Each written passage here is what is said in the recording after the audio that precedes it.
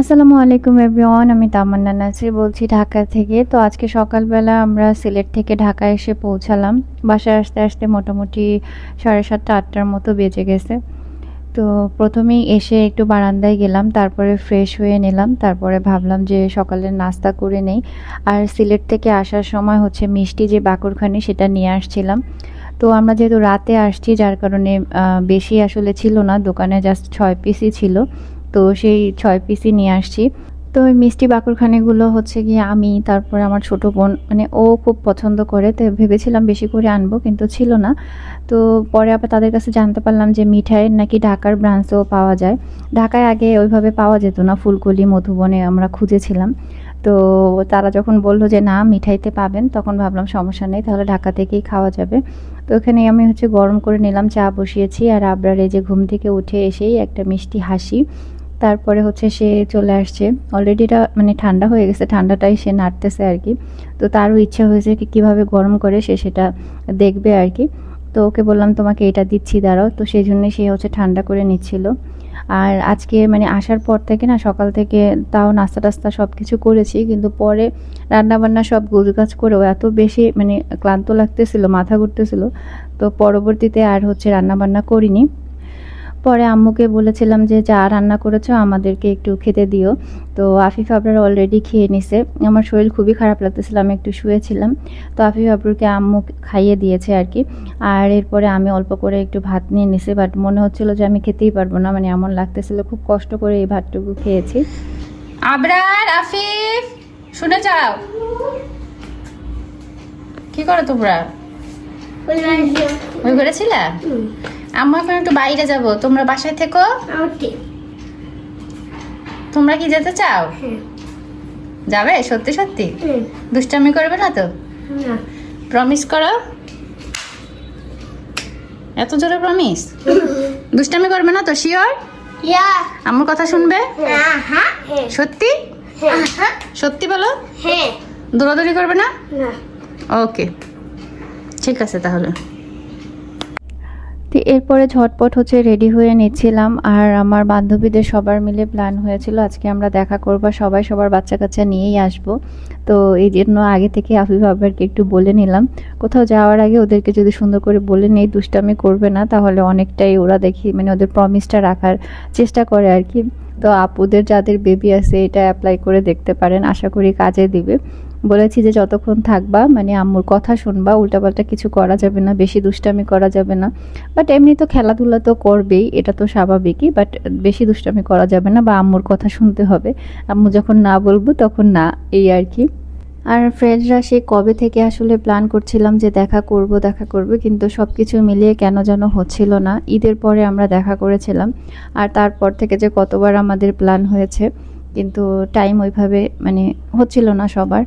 যার যার জায়গা থেকে আসলে সবাই সবার লাইফে ব্যস্ত। তো এই তো আমরা হচ্ছে মা ছেলেরা রেডি হয়ে নিয়েছি। আর আমার হাজব্যান্ড তো অফিসে, তো আমরা আজকে একা একাই যাব।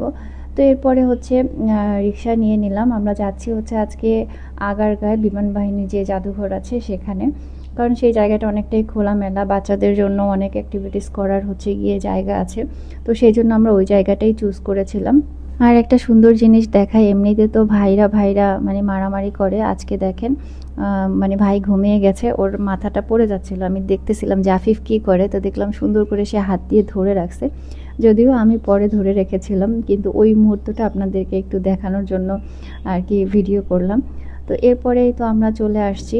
আর আমরা রাস্তার এই পারে নেমেছিলাম, ভাবলাম যে এখন রাস্তার ওই পারে যেতে হবে, তো কি করা যায়, সেই জন্য মেট্রো স্টেশনটা কাজে লাগিয়ে আমরা হচ্ছে ওই পারে যাচ্ছিলাম। আর আফিফ আবরার খুশি হয়েছিল, ওরা ভাবতেছিল যে আমরা হয়তো মেট্রোতে উঠবো, তা আমি বললাম না মা, আজকে আমরা মেট্রোতে উঠবো না। তো তারপরে ওইখানে যাওয়ার পরে তারা তো আরও খুশি, মানে তারা তো এটা এক্সপেক্টই করে নেই যে ওরা হচ্ছে এত সুন্দর জায়গায় ঘুরতে আসবে। তো এরপরে এখানে হচ্ছে খেলনার দোকান থেকে ওদের জন্য একটা বল কিনলাম। ওদেরই বললাম যে কোনটা নিবা, তো ওরা পছন্দ করলো। ভেবেছিলাম বাসা থেকে আসার সময় ওদের জন্য কিছু খেলনা নিয়ে আসবো সাথে করে, তাহলে খেলতে পারবে, কিন্তু একদমই ভুলে গিয়েছিলাম। তো সেই জন্য এখান থেকে একটা বল নিয়ে নিলাম। আর এই তো আমার ফ্রেন্ডরাও অলরেডি চলে আসছে, আরেক ফ্রেন্ড আসা হচ্ছে বাকি আছে। তো ওরা এদিক দিয়ে ঢুকেছে, তারপরে আমরাও আসলাম। আর মিঠিকে দেখে তো আবরার আফিফ সেই খুশি, কারণ ওরা তো আগে থেকে একজন আরেকজনকে চিনে এখন। তো সেই জন্য ওরা ওদের সঙ্গপঙ্গ পেয়েছে, আর সাথে আমরা তো আমাদেরটা পেয়েছি।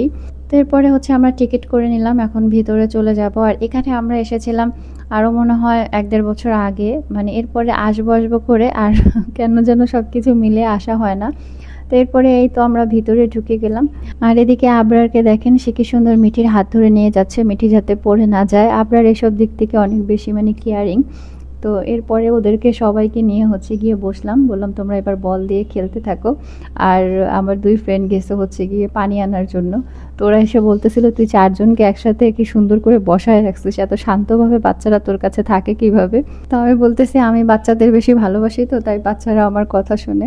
তো ওরাও মজা করে 4 জন সুন্দর করে খেলতেছিল। আর প্রচণ্ড রকমের আসলে গরম ছিল, গরমটা যদি একটু কম থাকতো তাহলে বাচ্চারাও একটু রিল্যাক্স পেত, আর সেই সাথে আমরাও হচ্ছে গিয়ে একটু রিল্যাক্সে বসতে পারতাম। মানে গরমে মনে হচ্ছে যে মানে আমাদের দম বের হয়ে যাচ্ছে। এই যে দেখেন আমার বান্ধবীর অবস্থা, সে গরমে হাঁপাইতেছিল, কারণ তার এমনিতেই গরম বেশি। তো কি করার, আসলে আমাদের যে টাইমিং সব কিছু মিলিয়ে ওইভাবে হচ্ছিল না যে দেখা করার। তো তাও যতটুকু হয়েছে সেটাই খুশি। হুট করেই প্ল্যান করা গতকালকে রাতে। তো বললাম যে কালকে আসবি সবাই, কালকে সবাই দেখা করব। দেন হচ্ছে গিয়ে কনফার্ম হলো আর কি। আর অবশেষে মানে মিট হলো। আর এদিকে মিঠি হচ্ছে গিয়ে হরিণে ওঠার চেষ্টা করতেছে, কারণ আবরার একটু আগে উঠেছে, তো আবরারে দেখা দেখি সেও ট্রাই করতেছে। আর এদিকে আবরারের কাণ্ড দেখেন, মানে সে এত সুন্দর ঘাস পেয়ে একটু পরপর সেখানে ঠিকবাজি দিচ্ছে। আমার বাচ্চাগুলো মানে একটু বেশি অ্যাক্টিভ, একটু দুষ্টামিও বেশি করে, মানে চঞ্চল বেশি, আসলে দুষ্টামি বেশি করে বললে ভুল হবে।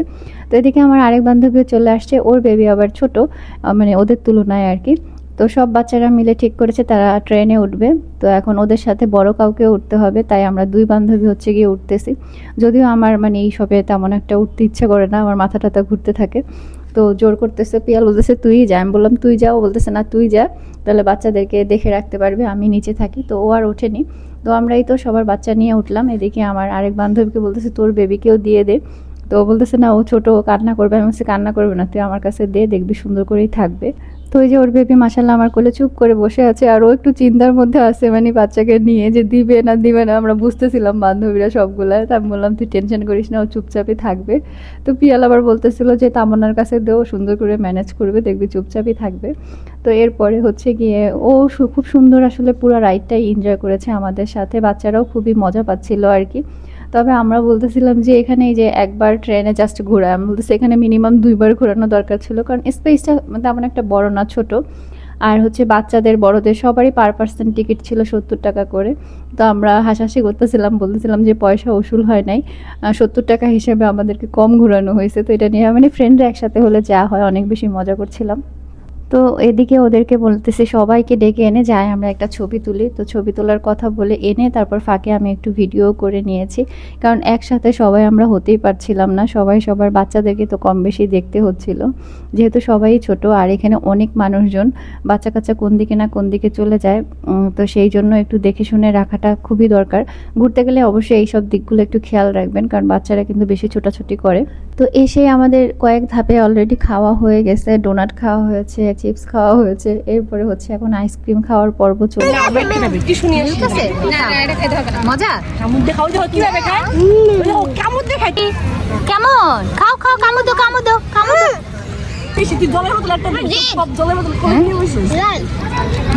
Wow yummy.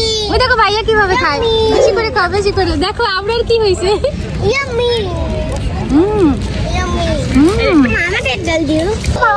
আসো মিঠি আসো, দাও দাও দাও মিঠিকে দাও।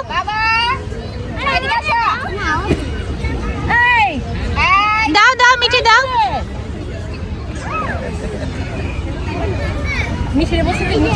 আর আজকে আমরা ফুল জায়গাটায় ওইভাবে আসলে ঘুরিনি, কারণ এই জায়গাটায় সবারই আমাদের কম বেশি আসা হয়েছে, তাই ফ্রেন্ডরা একসাথে বসে একটু গল্প করছিলাম, আর বাচ্চাদেরকে আশেপাশেই রেখেছি।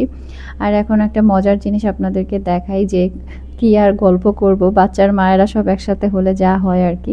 বান্ধবীরা আসছে গল্প করতে, একজন ওই যে ও ও করতেছে, আরেকজন ওই যে আ আ করতেছে, ঠিক আছে।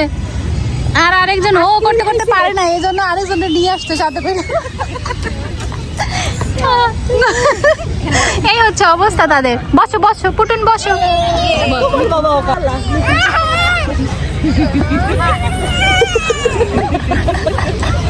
বসো তোমার বাবাও কালা। ও মিঠি চলো। মিঠি চলো, মিঠি চলো। তোমার নাম কি? প্রীতিলতা। ওয়াও, এত সুন্দর নাম। বান্ধবীরা মিলে আসলে সময় কাটালে সময়গুলো যে কোন দিক দিয়ে চলে যায় টেরই পাওয়া যায় না। তো এরপরে বাচ্চাদের নিয়ে একটু সামনের দিকে যাচ্ছিলাম, মানে ওরা অন্যান্য প্লেনগুলো দেখতে চাচ্ছিল, তাই একটু দেখালাম। এরপর ওদেরকে একসাথে কয়েকটা ছবি তুলে দিলাম। আর ওদেরকে দেখে না নিজেদের ছোটবেলার কথা মনে হয়ে যাচ্ছে। বন্ধুত্বগুলো আমাদের আসলে এরকম ছোট্ট বয়স থেকেই, এখন আস্তে আস্তে আমাদের বাচ্চা কাচ্চাও বন্ধু হয়ে যাচ্ছে, মানে বিষয়টা আসলে একটু অন্যরকম, তাই না? তো এখানে একটা সুন্দর ফোয়ারা ছিল আগে, তো এখন দেখলাম সেটা অফ। তো বাচ্চারা এখানে বক কুমির দেখে খুব আগ্রহ নিয়ে সেগুলো দেখতেছিল। এরপর আমরা ফ্রেন্ডরা মিলে বসে আবার বেশ কিছুক্ষণ গল্প করলাম। সন্ধ্যার দিকে আবার এত বেশি বাতাস আসতেছিল, মনে হচ্ছিল বসেই থাকি। তো এখানে আমরা আবার 4 জন বসে গল্প করছিলাম আর প্ল্যান করছিলাম যে আবার কবে মিট করা যায় বা কোথায় নেক্সটে ঘুরতে যাওয়া যায় বা দূরে কোথাও যাবো কিনা, এরকম আসলে অনেক রকমের প্ল্যান। বাট সব কিছু মিলিয়ে যাওয়া হবে কিনা বা অনেক প্ল্যান আসলে করা হয়, তার মধ্যে কয়েকটা হয়তো বাস্তবায়ন হয়। তো এরপরে ওদেরকে বিদায় দিয়ে নিজেও বিদায় নিয়ে চলে আসলাম। এখন বাসায় চলে যাচ্ছি। আর বাসায় গিয়ে রাতের জন্য গিয়ে রান্নাবান্নাও শুরু করে দিতে হবে। তো রান্নাবান্না মোটামুটি করার পরে মনে হলো যে আপনাদের সাথে একটু শেয়ার করি। তো আজকে বুটের ডাল দিয়ে মুরগির মাংস দিয়ে, বা মুরগির এখানে মাংস বলা যাবে না, হাড়ের যে অংশগুলো থাকে সেগুলো দিয়েই গিয়ে ডাল রান্না করে নিচ্ছি, বুটের ডাল। তো রান্নার সময় না ডালের কালারটা কিন্তু এরকম থাকে, বাট রান্না যখন একদম শেষের দিকে হয়ে যায় তখন দেখবেন কালারটা আস্তে আস্তে কিন্তু চেঞ্জ হয়ে যায়, মানে তরকারি কালার দেখেই বোঝা যায় যে রান্না হয়ে যাচ্ছে। আর সাথে বেশ কিছু আলুও দিয়েছি, কারণ বাচ্চারা তো আলু ছাড়া তাদের চলবেই না। আর একসাথে গিয়ে একটা রান্নাই করে নিয়েছি, যাতে করে রাতে আমাদের সব কিছু মিলিয়ে হয়ে যায়। এখানে মাংস আছে, ডাল আছে, আলু আছে, সব কিছুই আছে। আর আমার শুটকি রান্না করা আছে আগের একটু ফ্রিজে, তো সেগুলো দিয়ে হয়ে যাবে। তো এই তো ডালটা রান্না হয়ে গেছে। এখন গিয়ে পেঁয়াজ রসুন দিয়ে ভালো করে তেলে ফোড়ন দিয়ে নিব। এখানে আমি একটা শুকনো মরিচও দিয়ে দিয়েছি। তবে এই ডালে একটু ঝাল দিলে ভালো লাগে খেতে, কিন্তু যেহেতু বাচ্চারা খাবে তাই সেরকম একটা ঝাল আমি আসলে দেইনি। তবে গরুর মাংস দিয়ে এই ডালটা রান্না করলে বেশি ভালো লাগে। চট্টগ্রামে তো রান্না করা হয় মেজবানি ডাল বলে, যদিও সেখানে আসলে অনেক মশলা ব্যবহার করা হয়, বাট বাসায় রান্না করলে তো আর আমরা অত ধরনের মশলা ব্যবহার করি না। আমার মনে হয় কম মশলা রান্না করলে সেই জিনিসটা মানে খেতে ভালো এবং হজম করার জন্যও ভালো হয়। তো গতকালকের দিনটা যেমন অনেক বেশি ব্যস্ততার মধ্যে গিয়েছে, আজকের দিনটা মোটামুটি একেবারে রিল্যাক্সের মধ্যে গিয়েছে, সকাল থেকে সারাদিন। আর বিকেলের টাইমটা তো খুব মজা করে কাটিয়ে আসলাম ফ্রেন্ডদের সাথে। যদিও শরীরটা একটু অসুস্থ লাগছিল, বাট তারপরও দেখা যায় সবার টাইম মিলিয়ে ওইভাবে দেখা করা হয় না, তাই গিয়ে দেখা করাটা মিস করলাম না, সবার সাথে দেখা করে নিলাম। আর এভাবে ডাল রান্না করে কে কে খান বা কার কাছে ভালো লাগে কমেন্ট করে কিন্তু জানাতে পারেন। আর আপনাদের সাথে, আপনারা যদি চান আপনাদের সাথে এই রেসিপিটা শেয়ার করব। এটা খুবই ভালো হয় খেতে, ভাতের সাথে তো ভালো লাগেই, সেই সাথে কিন্তু পোলাওয়ের সাথে অথবা গিয়ে রুটি পরোটার সাথে অনেক মজা লাগে। তো এরপরে রাতের জন্য দুধ চাল করে নিচ্ছিলাম। রাতে ঘুমানোর আগে সবাই আমরা একটু একটু করে দুধ খেয়ে নেই। এরপরে আমার হাজব্যান্ডকে অফিস থেকে আসার সময় বলেছিলাম আলু নিয়ে আসতে, তো সে আবার অনেকগুলো আলু নিয়ে আসছে, সেগুলো ঢেলে নিলাম। আর এই ছিল আজকের ব্লগ। কেমন লাগলো অবশ্যই কমেন্ট করে জানাবেন, ভালো লাগলে অবশ্যই লাইক করে দিবেন। আর চ্যানেলটা যারা এখনও সাবস্ক্রাইব করেননি তারা সাবস্ক্রাইব করে দিবেন। আর যে আপুরা অনেক সুন্দর সুন্দর কমেন্ট করেন তাদেরকে স্পেশালি অনেক অনেক ধন্যবাদ। আজকের ভিডিওতে আপনারা সুন্দর সুন্দর কমেন্ট করবেন। ভালো থাকবেন সবাই। আল্লাহ হাফিজ, আসসালামু আলাইকুম।